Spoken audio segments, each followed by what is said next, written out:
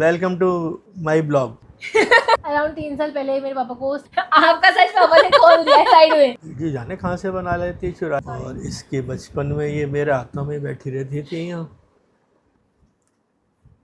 ऐसे बोलते hi hello guys welcome to my vlog. Hi hello guys welcome to my vlog. Welcome to my blog. ऐसे बोलो आप भी। Welcome to my blog. आप लोग सब मुझसे पूछ रहे थे कि मेरे मम्मी पापा कहाँ हैं, तो यहाँ है मेरे मम्मी पापा। यहाँ नहीं है, यही है मेरे मम्मी पापा। तो आप लोग पूछ रहे थे कि अब मम्मी पापा इतना इन्वॉल्व क्यों नहीं होते और अब आपके व्लॉग्स में भी मम्मी पापा नहीं दिखते या कहीं भी। हमको शर्म आती है। तो ऐसे कर दो ऐसे। इससे क्या मतलब हुआ? इसका ऐसा होता है पूकी। तो मैं बताती हूँ अराउंड 2 साल पहले 3 साल अराउंड 3 साल पहले मेरे पापा को स्लीप एपनेप्सिया हुआ था, तो जिसकी वजह से उनको अनकॉन्शियसनेस उनकी लूज हो जाती थी एनी टाइम। जब हम लोगों ने यहाँ शिफ्ट किया था उससे पहले हमारा दूसरी जगह पे घर था, तो वहाँ पे 2 फ्लोर्स थे। पापा फर्स्ट फ्लोर पे थे और पापा मतलब कुछ काम वाम मैं तो सो रहा था जब मैं गिर गया।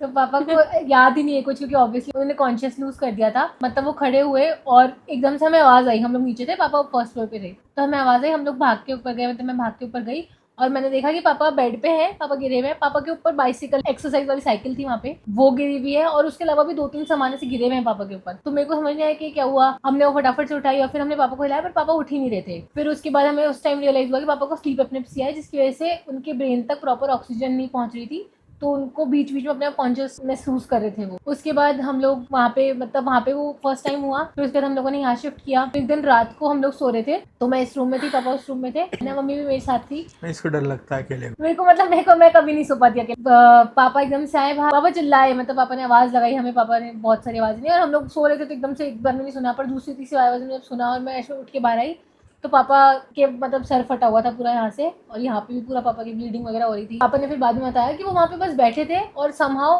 मतलब बेड पे बैठे थे और ऐसे करके वो गिरे, तो उनका सीधा सर जमीन से लगा और वो फट गया पूरा सर। फिर हमने तब उनका ट्रीटमेंट कराया, तब हमें डायग्नोज हुआ था कि डिजीज़ है पापा को। फिर हमने मतलब हम सबका कलेक्टिव डिसीजन था, मेरी बड़ी बहन भी है, तो उन्होंने भी डिसीजन लिया कि लेट्स जस्ट कि अब पापा थोड़ा रेस्ट करें, मतलब पापा को अब रेस्ट की जरूरत है, तो पापा रेस्ट करें। फिर उसके बाद पापा को शुगर भी है, मतलब पापा को काफ़ी सारी प्रॉब्लम्स थी, तो उनको उसकी वेट की वजह से भी काफ़ी प्रॉब्लम्स आ रही थी। फिर अभी पापा को थोड़े टाइम पहले एक और चीज़ डायग्नोस हुई, जिसका नाम होता है अल्सराइटिव कोलाइटिस। उसमें बेसिकली पापा को, आप बताओ ना क्या होता है। लार्ज इंटेस्टाइन का जो एंड है, रेक्टम पार्ट जो है, वुंड्स हैं। Initially it had been a bacterial infection, जो कि टाइम पर डायग्नोज ना होने से काफी बढ़ गया।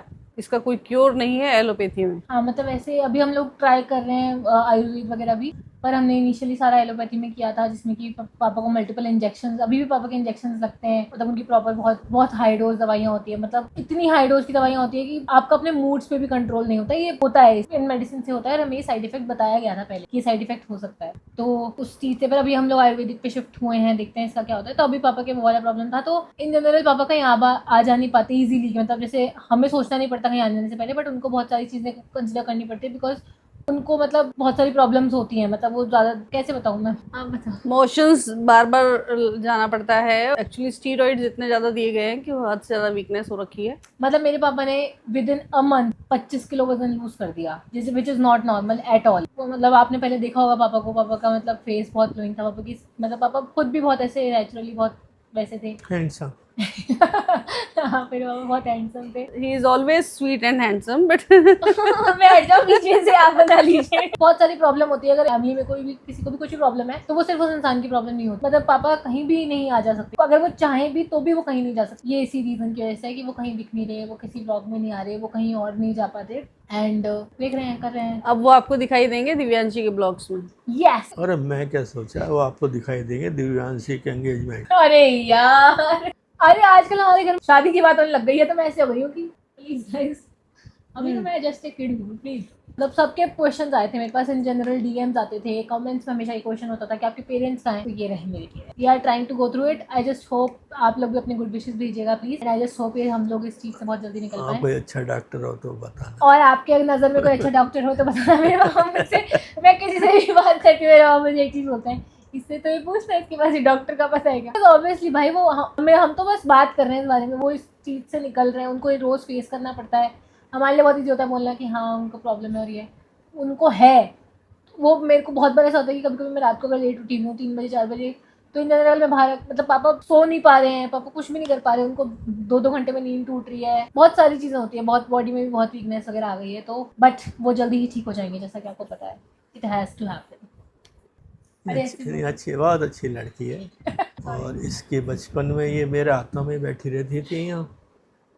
इसका 3 साल की थी जब ऑपरेशन कराया था। तो मेरा भी हार्ट का ऑपरेशन हुआ है, for those of you who don't know. मेरा हार्ट ऑपरेशन इसलिए करवाया था क्योंकि मेरे हार्ट में होल था 22 mm का, जिसकी वजह से बैड ब्लड और गुड ब्लड मिक्स हो जाता था। ऑक्सीजन नहीं पहुँच। हमारे पापा जीन्स में है ये, पजामे में भी होगा बट जीन्स में कहाँ, हमारे यहाँ हार्ट में। अरे मजा है ना भाई, मुझे बचपन में इतनी स्टोरी सुनाने को मिलती है ना ऐसे कि मैं हॉस्पिटल से ऐसे आई और मुझे मेरे टांकों की जगह से ऐसे उठा लिया और फिर मैंने कुछ भी नहीं कहा, मैंने बस बोला, मतलब मेरी हीरोइक स्टोरीज है ये मेरी। तो ऐसे आई होप हम लोग अब ज़्यादा कनेक्ट करते हैं, तो मैं ऐसी स्टोरीज आपको और सारी बताऊंगी, पर अभी मैंने आपको एक अपडेट दिया है कि व्हाट इज गोइंग ऑन। पापा अपनी एज बताना चाहोगे? मेरी 61। पापा मेरे 61 ईयर्स के हैं और मम्मी मेरी 16।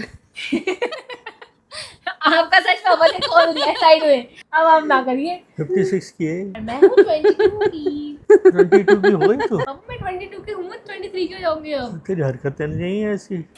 हाँ मतलब मैं दिल से I am just a kid, 12 साल की बच्ची हूँ। पापा तुझसे भी छोटे बच्चे। सही में भाई।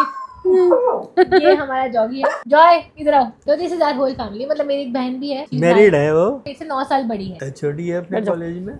ऐसे गर्व मेरे को बताओ मैं क्या हूँ? अभी तो तू रनिंग में है, अभी तू टारगेट पे नहीं आई। सुनो, आपको मैंने अपनी वीडियोस दिखाई थी ना, आपको कैसी लगी मेरी वीडियोस? वीडियो जाने कहाँ से बना लेती है, चुरा लेती है, क्या करती है? चुरा लेती हूँ। हाँ, मैं अपना फेस लेके जाती हूँ किसी के पास, चुरा के रखती हूँ। हाँ, तो ऐसे वीडियो तू कहाँ कैसे बना लेती? मेरे को मेरी वीडियोस देख के पूछते कि अब तेरे को मुंबई से ऑफर आएगा।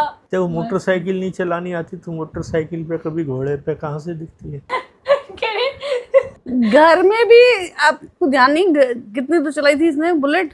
कहाँ से सीख गई तो? जिसको शौक होता है ना वो कर लेता। पापा आपकी बेटी हूँ मैं, मेरे पापा की इतनी स्टोरीज है, इतनी स्टोरीज है। मेरे पापा इतना ट्रैवल करते थे, वो नेपाल गए, वो पता नहीं कहाँ बहुत सारी जगह, मतलब वो कर लेते थे, खुद ही कर लेते थे अकेले, किसी की जरूरत नहीं थी उनको। जब मेरे पापा ऐसे थे तो मैं ऐसे सिंपल। मैं तो 11 से घर से 11 से घर से बाहर हो?